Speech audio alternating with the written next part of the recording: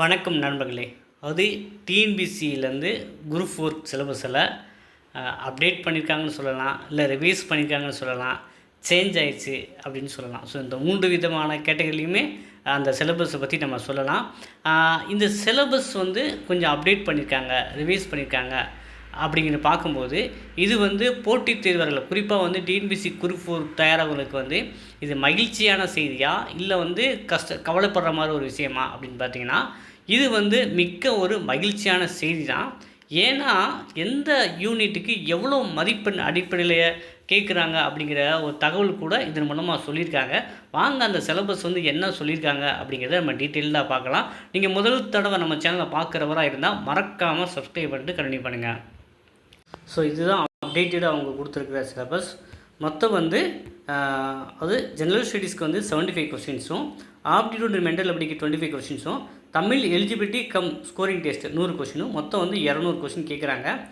General ஸ்டடீஸ்க்கு 75 கொஸ்டின்ஸ்க்கு SLC ஸ்டாண்டர்டில், ஜென்ரல் சயின்ஸுக்கு வெறும் 5 கொஸ்டின் தான். நீங்கள் 6 to 10 பக்கம் பக்கமாக படித்தாலும் சயின்ஸிலேருந்து வர கொஸ்டின்ஸ் ஒரே மொத்தமே 5 தான் கேட்டிருக்காங்க.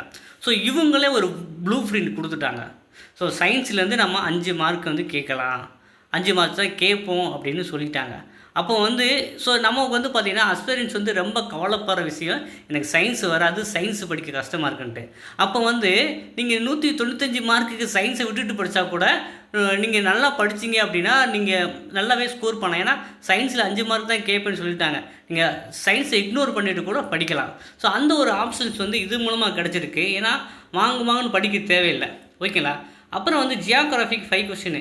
நீங்கள் சோஷியல் சயின்ஸ் புக்கை எல்லோரும் படிக்க தான் போகிறீங்க. ஏன்னா சோஷியல் சயின்ஸ் புக்கில் என்ன இருக்குது, ஹிஸ்ட்ரி இருக்குது, ஜியோகிராஃபி இருக்குது, எக்கனாமிக்ஸ் இருக்குது, பாலிட்டிக்ஸ் இருக்குது. ஸோ இவ்வளவும் படிக்கிறதுனால ஜியோகிராஃபிக்கு 5 கொஸ்டின்ஸ் ஈஸியாக நம்ம படிச்சிடுவீங்க.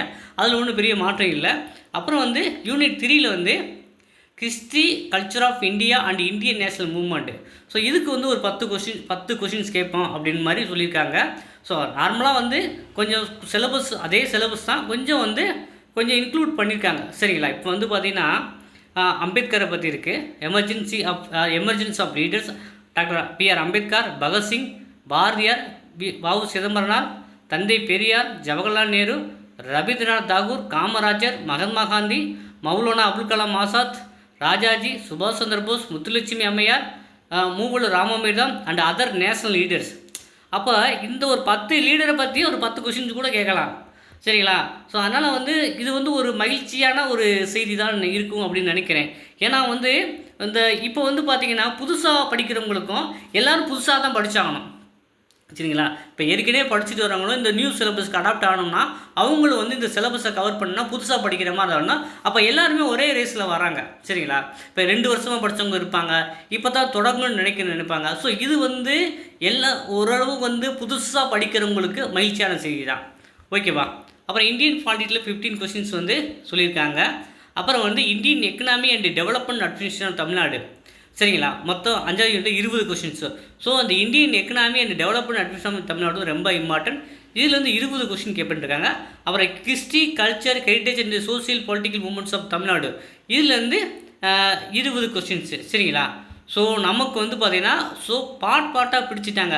அப்போ எதுக்கு நம்ம ப்ரியாரிட்டி கொடுத்து படிக்கணும் அப்படிங்கிறதுக்கு வேலையே இல்லை. இவங்க சொல்கிறது அப்படியே படித்தா போதுமானதான். சரி, அப்புறம் ஆப்டிடியூடுக்கு பார்த்திங்கன்னா ஆப்டிடியூடுக்கு simplification, percentage, HCF, LCM, ratio and proportion, simple interest, compound interest, area, volume, time and work. இதுக்கு 15 question. Reasoning 10 question. Logical reasoning, puzzles, types, visual reasoning, alphanumeric reasoning, number series. இதுக்கு 10, மொத்தம் 25. இதுக்கு ஒரு பக்காவாக பிரித்து கொடுத்துட்டாங்க. அதோட பாருங்கள், தமிழ் ரொம்ப பியூட்டியாக இருக்குது. இலக்கணத்துக்கு 25 கேள்விகள். அதில் பிரித்தெழுது, சேர்த்தெழுது, சந்திப்பிழை, குறிநெடில் வேறுபாடு, லகர வேறுபாடு, நகர வேறுபாடு, இனவெழுத்து அறிதல், சுட்டு எழுத்துக்கள், வினா எழுத்துக்கள், ஒருமைப்பன்மை அறிதல், அப்புறம் சொல்லில் வேர்ச்சொல் அறிதல், வேர்ச்சொல்லில் இருந்து வினைமுற்று, வினையச்சம். ஸோ இதெல்லாம் கொடுத்துருக்காங்க. அப்புறம் அளவு 2ல் சொல்லகராதி, எதிர்ச்சொல்லை எடுத்தெழுதல், ஓரெழுத்து ஒருமொழி, அப்புறம் பொருந்தா சொல்லை கண்டறிதல், அகர வரிப்படுத்தி பொருட்களை சீர் செய்தல், ஒரு பொருள் பன்மொழி, இருபொருள் குறிக்கும் சொல்லுகள், பேச்சு வழக்கு சொல்லும் பொருட்கள், ஒரு சொல்லிற்கு இணையான வேறு சொல் அறிதல், கோடிட்ட இடங்களை நிரப்புதல். ஸோ இது பார்த்திங்கன்னா கொஞ்சம் அப்டேட் பண்ணியிருக்காங்க. தமிழ் பக்காவாக அப்டேட் பண்ணியிருக்காங்க. சொல்ல அகராதிலேருந்து ஒரு 15 கேள்வி சூப்பராக கேட்டிருக்காங்க. அப்புறம் எழுதும் திறன், சொற்களை ஒழுங்குபடுத்தி சொற்றொடர் அமைத்தல், தொடர் வகைகள், செய்வினை, செய்யப்பட்ட வினை, மரபு தவள், திணை மரபு, உயிர்திணை. ஸோ அதுக்கு வந்து ஒரு எக்ஸாம்பிளே கொடுத்துருக்காங்க. பார்த்தீங்கன்னா ரொம்ப வந்து ஒரு ஒரு பக்காவான வந்து கொடுத்துருக்காங்க எக்ஸாம்பிளோட. அப்புறம் வந்து பார்த்திங்கன்னா தமிழில் வந்து இன்னுமே சிலபஸை வந்து அடியோடு மாற்றிருக்காங்கன்னே சொல்லலாம். பல்துறை சார்ந்த கலைச்சொற்கள், அதாவது இப்போ வந்து பார்த்திங்கன்னா நம்ம டிரான்ஸ்லேஷன் அதுக்கு வந்து ஒரு 10 கொஸ்டின் தராங்க. அறிவியல், கல்வி, மருத்துவம், மேலாண்மை, சட்டம், புவியியல், தொழில்நுட்பம், ஊடகம், தகவல் தொழில்நுட்பம் உள்ளிட்ட பல்துறை சார்ந்த கலைச்சொல்லுக்கு நேராக தமிழ் சொல்லில் அறிந்திருக்க வேண்டும். உதாரணம் சர்ச் இன்ஜின், தெடுவுரை, வலசை, மைக்ரேஷன், ஒவ்வாமை, அலர்ஜி, மரபணு, ஜீன், கடல் மைல். ஸோ இது வந்து பார்த்திங்கன்னா ஒரு டிரான்ஸ்லேஷனுக்கு ஒரு 10 கொஸ்டின் கொடுத்துருக்காங்க. அப்புறம் வாசித்தல், புரிந்து கொள்ளும் திறன், கொடுக்கப்பட்ட பத்தியிலிருந்து கேட்கப்பட்ட வினாளுக்கு சரியான விடையை தேர்ந்தெடுத்தல், செய்தித்தாள், தலையங்கம், முகப்பு செய்திகள், அரசு சார்ந்த செய்திகள், கட்டுரைகள் இவற்றை வாசித்தல், புரிந்து கொள்ளும் திறன், ஓமியத்துடன் பொருளெழுதல், மரபுத்துடன் பொருளெழுதல், பழமொழிகள் பொருளெழுதல், ஆவண உள்ளடக்கில் புரிந்து கொள்ளும் திறன். ஸோ இப்போ வாசித்தலுக்கு வந்து பார்த்திங்கன்னா நீங்கள் டெய்லி செய்தித்தாள் படிச்சிங்கனாலே இந்த அழகாக அந்த 15 கொஸ்டின் அழகாக ஈஸியாக அடிச்சிடலாம். அப்புறம் டிரான்ஸ்லேட்டர், ஆங்கிலம் மற்றும் பிறமொழி சொல்லுக்கு இணையான தமிழ் சொல் அறிதல், இதுக்கு ஒரு 5 கொஸ்டின். இப்போ வந்து பார்த்திங்கன்னா pendrive, printer, computer, keyboard. So இதுக்கு வந்து தமிழுக்கு வந்து என்ன அர்த்தம்னு புரிஞ்சு சொல்லணும், சரிங்களா? கோப்புகள், கடிதங்கள், மனுக்கள். அப்புறம் இலக்கியம், தமிழர்களும் தமிழ் தொண்ணணும், இதுக்கு வந்து 15 கொஸ்டின். இது வந்து பழைய சிலபஸ்ஸு, ஓகேவா? அப்புறம் வந்து பார்த்திங்கன்னா ஸோ தமிழ்லேயே இப்படி பிரித்து கொடுத்துட்டாங்க. ஏன்னா தமிழுக்கு வந்து சிலபஸை வந்து அப்படியே அடியோடு மாற்றிருக்காங்க சார். அது இங்கிலீஷ் வந்து டிஃப்ரெண்ட் ஏபிள்டு பீப்புளுக்கு மட்டும்தான், மற்ற யாருக்கும் வந்து இங்கிலீஷ் கிடையாது. மற்ற எல்லாருமே தமிழ் எலிஜிபிள் டெஸ்ட்டு பண்ணி தான் ஆகணும். டிஃப்ரெண்ட் ஏபிள்டுக்கு மட்டுமே அவங்க இங்கிலீஷ் மீடியம் சூஸ் பண்ணிக்கலாம், சரிங்களா? இப்போ அது இங்கிலீஷ் லாங்குவேஜ் வந்து சூஸ் பண்ணிக்கலாம். மற்றபடி காமன் சிலபஸ் தான். இந்த அப்டேட்டட் சிலபஸ் வந்து என்னையை பொறுத்த வரைக்கும் ஒரு புதுசாக பண்ணுறவங்களுக்கு ரொம்ப ஒரு மகிழ்ச்சியான செய்தி. ஏன்னா இந்த ரேஸ் டிஎன்பிசி குரூப் 4 அச்சீவ்மெண்ட் ரேஸில் வந்து எல்லாருமே காமன் போட்டியாளராக தான் இருக்க போகிறாங்க. எல்லாருமே இது புதுசாக தான் படித்தாகணும். அப்போ வந்து ஒரே ஒரு ஸ்க்ராட்ச், ஒரே ஒரு எல்லையிலேருந்து எல்லாருமே தொடங்குற மாதிரி இருக்குனாப்புல.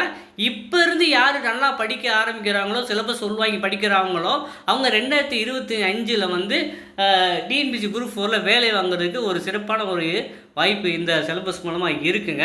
ஸோ இதெல்லாம் கருத்தில் கொண்டு படிக்க ஆரம்பிக்கலாம். சரி, நம்மளும் வந்து இனிமேல் வந்து டெய்லி சிலபஸை பற்றியான வீடியோஸ், ஸ்டடி மெட்டீரியல் எல்லாம் ப்ரொவைட் பண்ண போகிறோம். புதிதாக பார்க்குறவங்க மறக்காமல் சப்ஸ்கிரைப் பண்ணி வச்சுக்கோங்க. மீண்டும் அடுத்த காணொலியில் அடுத்த அப்டேட்டோடு சந்திப்போம். நன்றி, வணக்கம்.